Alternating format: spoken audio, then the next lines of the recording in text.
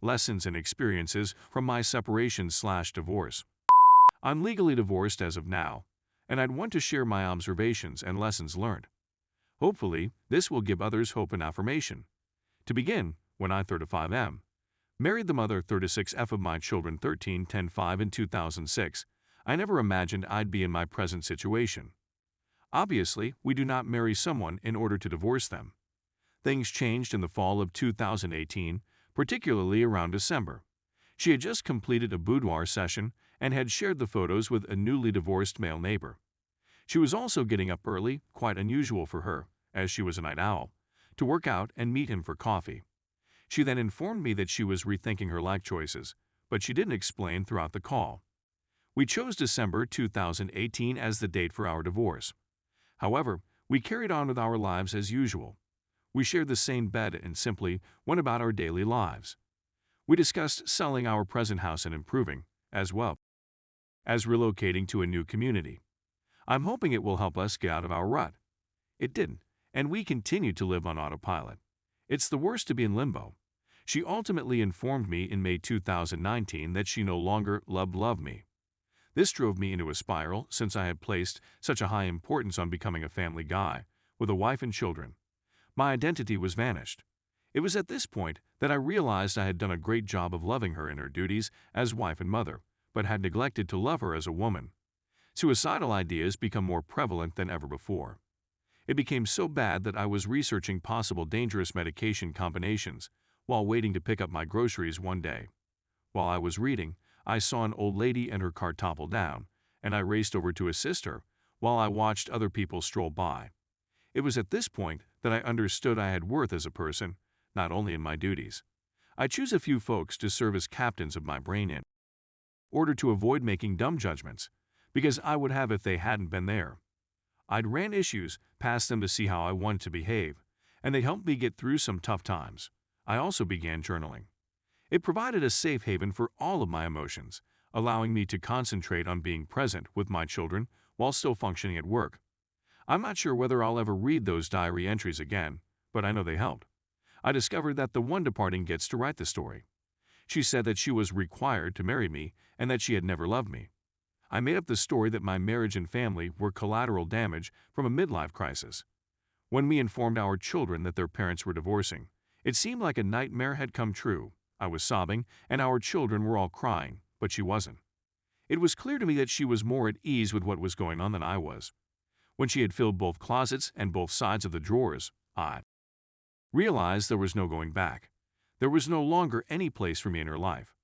But in order to keep the family together, I did all I could. I completed the 40-day love dare. I gave her checkpoints, such as, "Are you sure you want to do this?" I suffered in mediation since I didn't have children to see them half of the time. I was quite strict, which I realize is not good, but I didn't know how to love my children if I wasn't near them. So I wanted to make the most of every opportunity I had with them. The end of 2019 was a blur. I was able to get her out of the home in 4 weeks. We met with a mediator in order to draft a formal separation agreement for the courts. She moved out and into her own apartment. She presented the kids to her new beau. Her new partner was a past high school fling, but I also found that she'd seen him every summer when she'd take the kids to our hometown for a summer vacation. Since 2015, I had no clue. We're leaving her to much. Our common friends helped her move out and then gave her housewarming presents to make up for half of what she didn't have. I didn't get anything. I recall not having a whisk, a kitchen table, or window treatments. I felt very alone and dejected. For the first time, I was living on my own. I'd gone from living at home to marriage in a matter of months. I had no notion what to do with my alone time. This is when I began attending to therapy, which helped to stabilize my heart.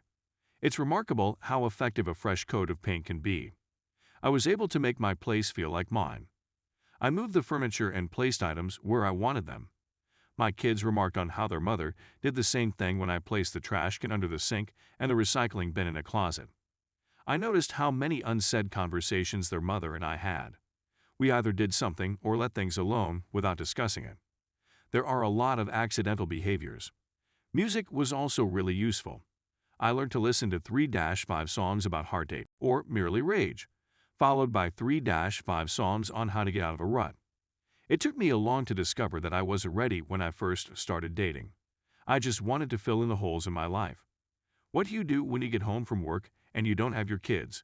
One date queried. I stuttered through my answer because I didn't know what to say. I didn't have a routine or any hobbies. It was a tough discovery to come to that I wouldn't want to date myself. So I began dating myself, going to the movies by myself. Going on hikes and rollerblading are two of my favorite activities.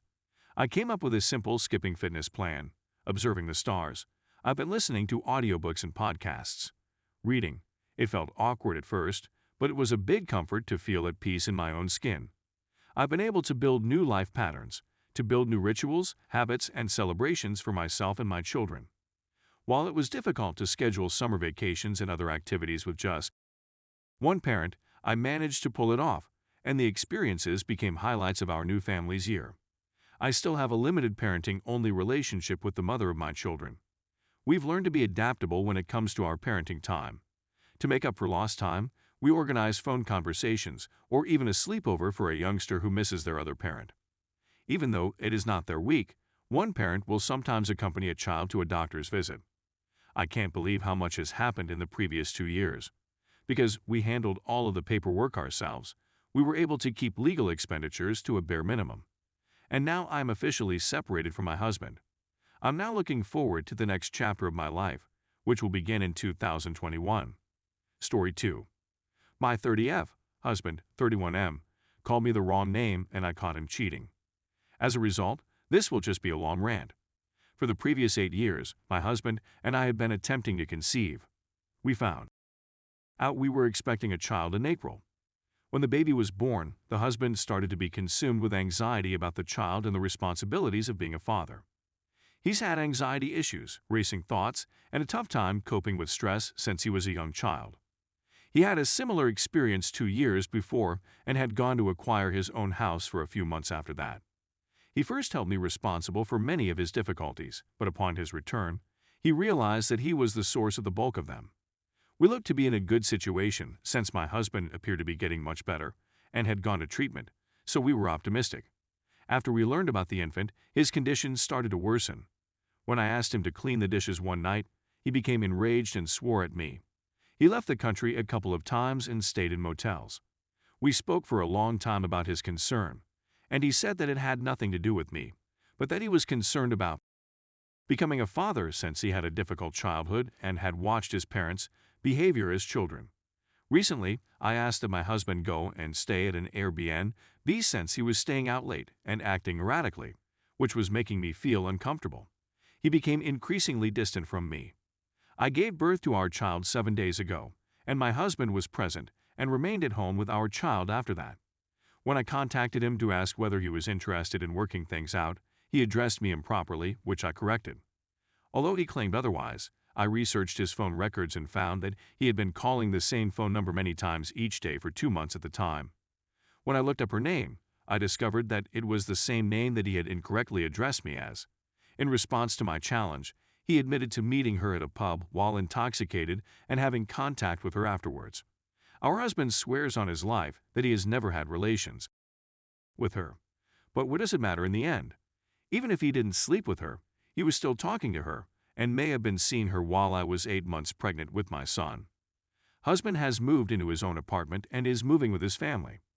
Even though I'm disappointed that I have to raise my children as a single parent, I know that I deserve so much more.